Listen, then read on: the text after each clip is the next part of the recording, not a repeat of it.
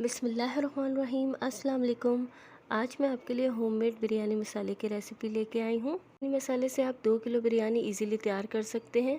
ईद करीब है, हर घर में बिरयानी लाजमी बनती है और जब ये बिरयानी घर के मसालों से तैयार की गई हो तो ये और मज़े की लगती है। वीडियो को स्टार्ट करने से पहले मेरे चैनल को सब्सक्राइब कर दें, वीडियोज़ को लाइक कर दें, अच्छे अच्छे से कमेंट्स करें। तो चलिए अब चलते हैं रेसिपी की तरफ।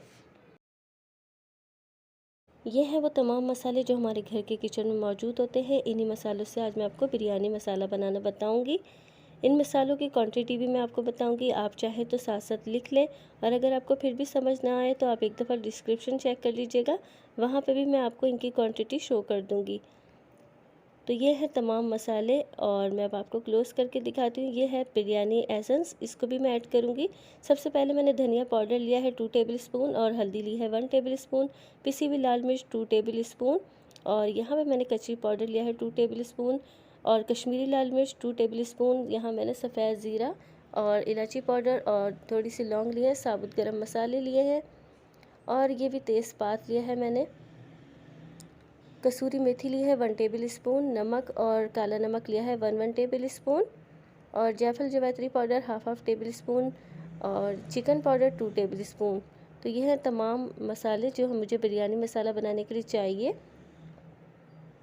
तो बहुत ही आसान और बहुत ही मज़ेदार सा बिरयानी मसाला हमारे घर में तैयार हो जाता है। अब मैं इसे मिक्स कर लूँगी।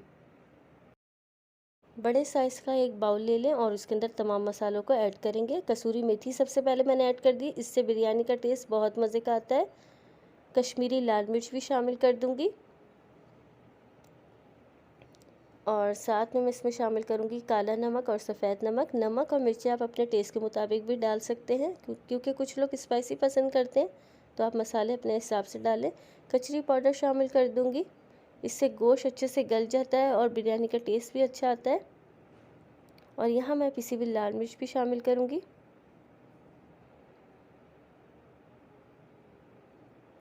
जायफल जवैत्री का पाउडर। अब मैं इसके अंदर हल्दी और पिसा हुआ धनिया भी शामिल कर दूंगी। अगर आप दरदरा कूटा हुआ धनिया शामिल करना चाहें वो भी ऐड कर सकते हैं।